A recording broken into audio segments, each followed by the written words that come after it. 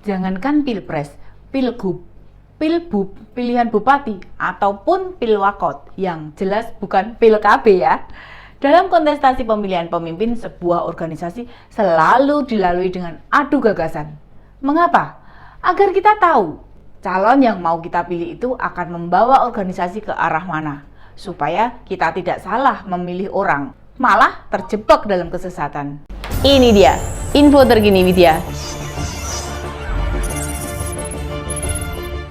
Ada yang mengungkapkan kekhawatiran penjegalan, ada yang mengungkapkan kekhawatiran kriminalisasi, ada yang mengungkapkan kekhawatiran tentang tidak netralnya penyelenggaraan pemilu.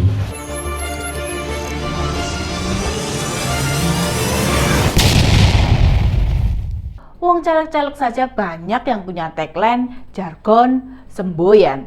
Sebut saja Mas AHY dengan kata siap dengan huruf A diganti angka 4. Lalu Mbak Puan yang menuliskan kepak sayap kebinekaan di baliho-baliho yang terpasang, atau Partai Umat yang sempat mengungkapkan perjuangan politik identitas.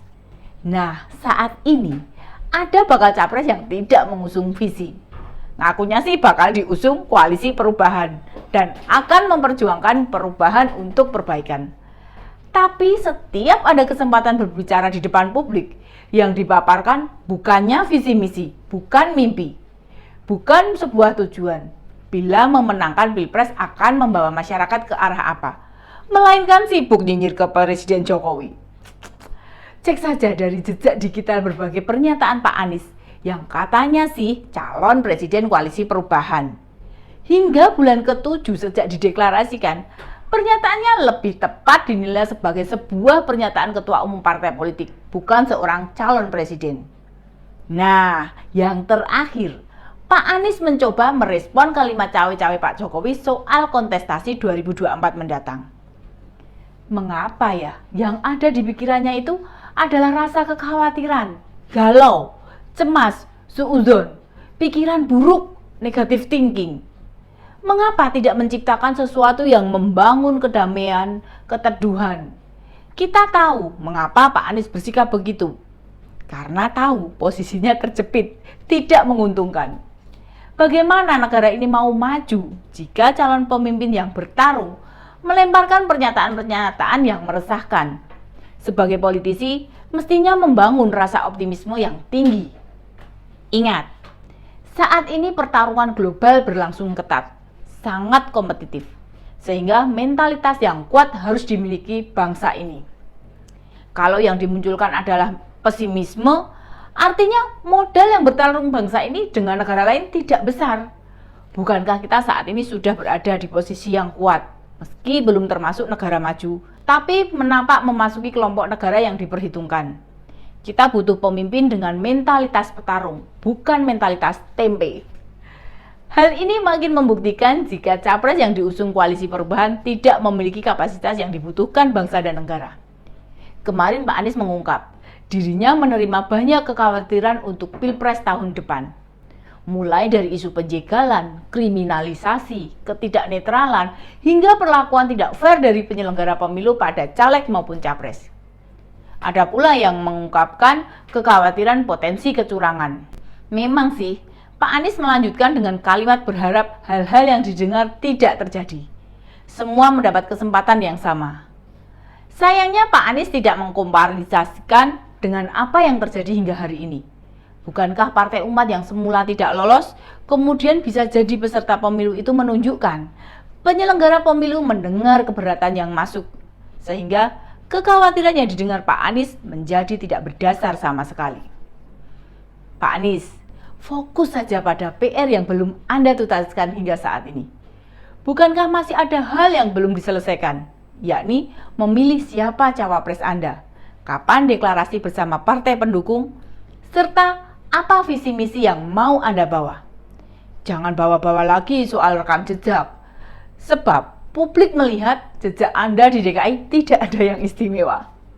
Kita menangkap konferensi pers yang dilakukan Pak Anies untuk menutup hutang-hutang yang belum dikerjakan Pak Anies di koalisi perubahan yang kemarin sama-sama menaikkan isu soal putusan MK mengenai sistem pemilu. Para pendukung koalisi perubahan serentak berkomentar yang seakan-akan sistem pemilu yang diputuskan MK adalah proporsional tertutup. Hal itu sebagai upaya pengalihan isu agar pernyataan Pak Mahfud yang memerintahkan kepolisian menyelidiki kebocoran keputusan MK tidak makin membesar.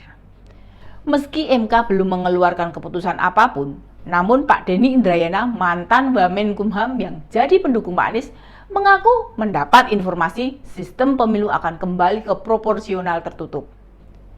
Jika mau dibedah, berbagai kekhawatiran itu memiliki tujuan penting, menghapus jejak jasa-jasa Presiden Joko Widodo. Niat itu bisa ditangkap dari rentetan pernyataan yang selalu menyudutkan Presiden.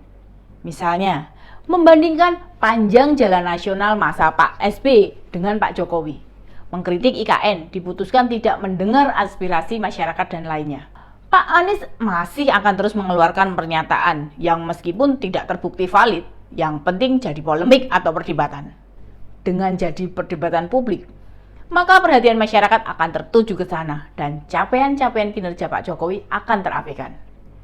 Salah satu contoh kecil, saat ini Indonesia sedang menggertak Amerika karena diskriminasi pengakuan produk nikel dari Indonesia.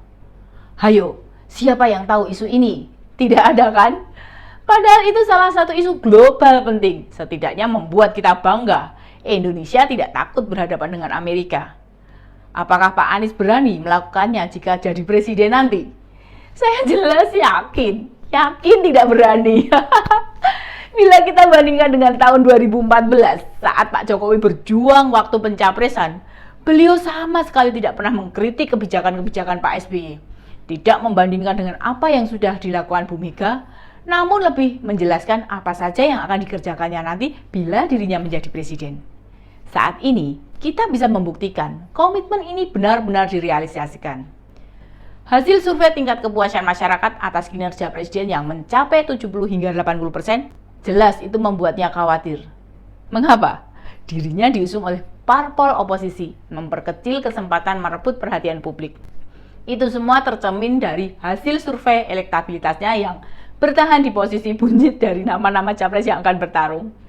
Bahkan, kabar terakhir menyebutkan koalisi perubahan makin melunak dan sedang berupaya menggait bakal cawapres dari kubu pemerintah. Posisi Mas AHY dan Pak Aher jelas terancam, sementara PKS memastikan jika Pak Sandiaga dipastikan tidak jadi pendamping Pak Anies. Ini pilihan pahit, tapi daripada di Pilpres keok dengan perolehan imun nan amit-amit alias tidak signifikan, merangkul orang dari kubu pemerintahan lebih realistis. Hal itu dilakukan supaya Presiden tidak makin menutup akses, memperberat langkah, serta membuka kemungkinan baru Pak Anies di-endorse Pak Jokowi. Itu memang baru rumor, namun dalam politik, kemungkinan-kemungkinan itu bisa saja terjadi. Dan kita harus siap-siap untuk menerima kejutan-kejutan. Demikian info terkini media, sampai ketemu lagi di Ini Dia Info Terkini Media selanjutnya. Salam cerdas. Ini dia info terkini media